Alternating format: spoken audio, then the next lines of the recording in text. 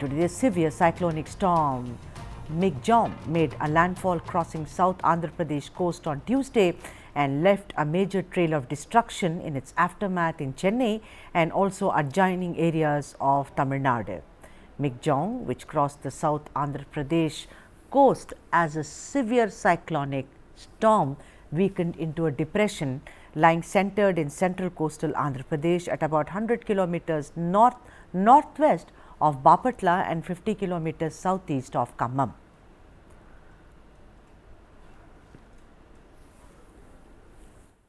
The storm damaged 770 kilometers of roads, uprooted 35 trees and killed 3 livestock amongst others. Several parts of Chennai are still inundated with floodwater due to the heavy rains which lashed the city triggered by the cyclone Michaung. The authorities have begun draining out the water, however, but are facing immense difficulties. But many parts of the city, like on your screen right now, continue to be waterlogged and suffer from power outages.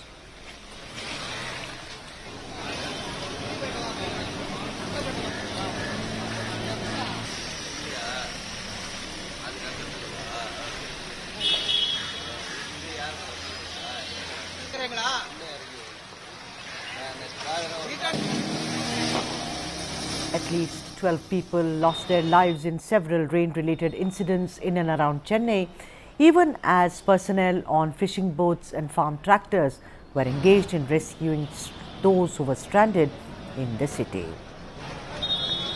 The city and adjoining district faced relentless rains on Monday, even as Michaung loomed large over the north coastal areas of Tamil Nadu. Several residents have been in the dark for almost 72 hours with no internet connectivity. The water has entered several homes, causing severe damage to electronics as well as other properties. Look at that picture, that's so endearing. A little pup being saved. Look at that. I mean, those are the human stories whenever there is a natural disaster, about how the weak but the beautiful are saved. The basement parking in many apartments have been flooded and residents are having a terrible time. The low-lying areas were particularly impacted like Mrutyunjay, Perungalattur and Palinkaranai. The system is likely to bring rainfall in several states as it moves further northwards. The Weather Forecasting Agency has suggested isolated heavy rainfall is very likely over north coastal Andhra Pradesh on the 6th of December. Chief Minister of Tamil Nadu, Mrutyunjay, has sought an additional interim relief of rupees 560 crores from the centre in connection with the damage caused by the cyclone. The state government is also conducting a survey of the damage and said that if need be, they shall also ask for extra monies from the centre. But you know what the question is?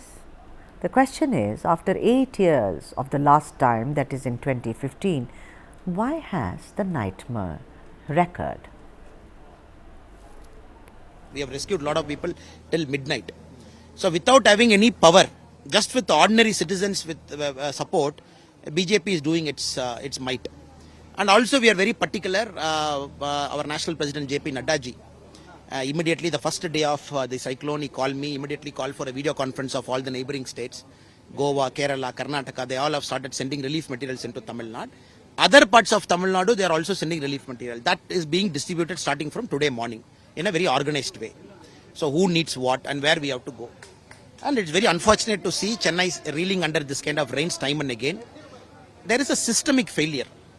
And last 45 years, this is the story of Chennai. Politicians keeps promising, but everybody has failed because there are two issues. One, there is a political will and there is an administrative will. Of course, there is an administrative will. The officers are on the ground, they are doing it. But political will is very short-sighted. It is not long-term. So we don't want to talk about any point of time at this time. We will definitely talk about it 3-4 days from now once people come out of it. In fact, we want people to look at alternates now. That's very important. Parties like BJP, which has got something in mind to fix up the problem in Chennai. So that we will have an elaborate discussion 3-4 days from now. But right now is not the time to get into this political pot shots. You know what? There is, of course, the fury of nature and things which may be unavoidable. But what about our readiness? Are we ready enough or enough of readiness? However, you want to put it. Dr. Mrutyunjay Mohapatra, DGM of IMD, is with us, and Mahesh Palawat, who is Vice President of SKYMET, he's also with us. Both the guests who are joining us, a very, very warm welcome to both of you. Dr. Mohapatra, what is the latest after the landfall has been made? They say that the eye of the storm is controlled. You know, usually when the landfall has been made, how does it look like now, the Michaung, as it were, Dr. Mohapatra? Yeah, after its landfall over Andhra Pradesh coast near Bapatla during the noon time, it started moving inland and gradually weakened into a deep depression in the midnight yesterday and into depression today morning. And at present, it is just low pressure area over northeast Telangana and adjoining areas of Chhattisgarh, Odisha, and coastal Andhra Pradesh. So it has drastically reduced now. It has no such capacity to have any wind impact. Wind is about just 20 to 30 kilometers around the center over that area. So therefore, it cannot have any such damage in terms of wind. Our rainfall also is significantly reduced now. We have dewarmed most of the areas except extreme northern part of Andhra Pradesh, Odisha, and Chhattisgarh, where the isolated places can have the heavy rainfall, that is 7 centimeter to 11 centimeter. All right. Yeah, So that's what I that want. will not cause Yeah. any such large-scale flooding. Yeah, but then there is still going to be rain, and I'll come to you, Dr. Mohapatra, to speak at length on that, because the people need to know. And although the IMD has done a stellar job, I mean, there are no two ways about it.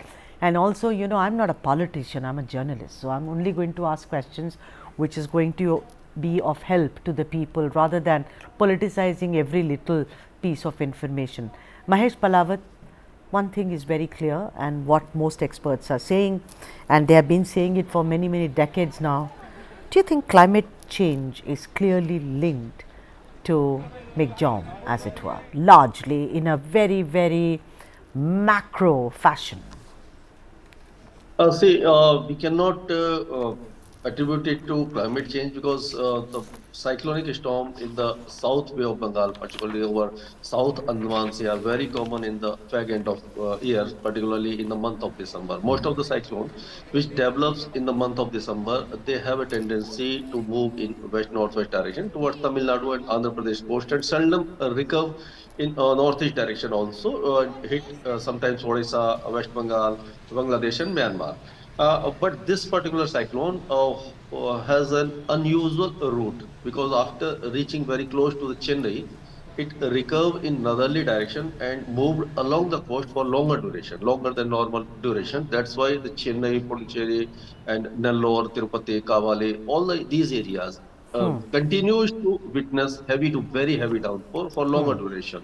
Otherwise, if it would have been a direct hit, so the intensity of rain would have last say 5 to 6 hours, or at the most 12 hours or 15 hours. So we can say yes, something is there that climate change can be attributed because the intensity and frequency of cyclones are increasing. In post monsoon season, we have seen 4 cyclones, one in Arabian Sea and three, one after another But in Mr. Bay of Bengal. Palawat, Mr. Palawat, I mean, you people are experts. I'm not, but we know that the warmer the ocean water, the stronger the cyclone is what experts usually say. Whatever I remember from school and college, this essentially would mean that the warmer the ocean water, of course, the intensity of the cyclone increases. Is that in any way connected to climate change, sir? Do you think, Yes, Mahesh? yes, we can say that yes, because now the warming is taking place all over the world, not only Yeah. in Bay of Bengal or Arabian Sea. Huh. So that's frequency of cyclones are increasing. We have seen one after another continuous three cyclones, Hamon, Midley, and then again this Migjao, in a span of say 40 days. So we can say yes, sea surface are warming up and capacity of air, the air temperature is warm, is also increasing, and capacity of air to hold moisture is also increasing, which leads to such we can say extreme events more frequent now. Yes. Dr. Mahapatra, let me bring you in. You know, over the years, whether it's the IMD or whether it's NDRF, SDRF, everyone does a great job, because I think the warning systems are in place. You know, there is a lot of more monitoring which is done. There is a lot of more accuracy which is also there. You know, tell us something about a cyclone as huge as Migjom. Tell me, IMD, how soon did you predict that this will happen, and how do you prepare for this, sir, particularly for people who are in low-lying and coastal areas, Dr. Mahapatra? Yeah, cyclone forecasting has undergone a paradigm shift, I will tell you, in recent years. In the last decade, if you just look at the number of deaths due to cyclones has been drastically reduced, and there has been no such cyclone hitting India coast or even other countries in this region where India is helping in terms of early warning of cyclones. The death has not increased beyond 100. So this success story has been possible because of the early warning and early actions coupled together. So there is a very good mechanism in terms of the DM Act, DM plan, institutional mechanism, and there is a standard synergized operating procedure in the country following the guidelines. So if you ask about the early warning, yes, our forecast accuracy has improved more than 50% in recent 5 years if you compare the previous 5 years even.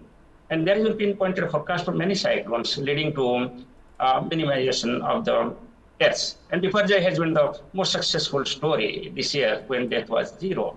So it has been possible because of the improvement in the modernization of the continuous modernization of the observational systems, modeling systems, forecasting, communication, and decentralization systems.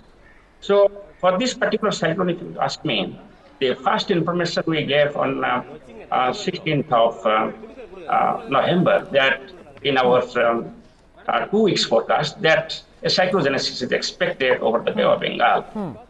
And in the next week, on 22nd, we told that yes, it is developing and it is moving towards Tamil Nadu, North Tamil Nadu and Andhra Pradesh coast. After that, on 30th of the month, we issued the first forecast. On 27th, actually, on 27th of the month, we issued the first forecast indicating the track and intensity of the cyclone. And this type forecast, when the depression hasn't formed, the genesis has not formed by that time, that is called as pre-genesis forecast. India is the only country where we are issuing pre-genesis forecast, that is the state of low pressure, telling that it will become a cyclone and where it will move. So that influence was given on 27th itself.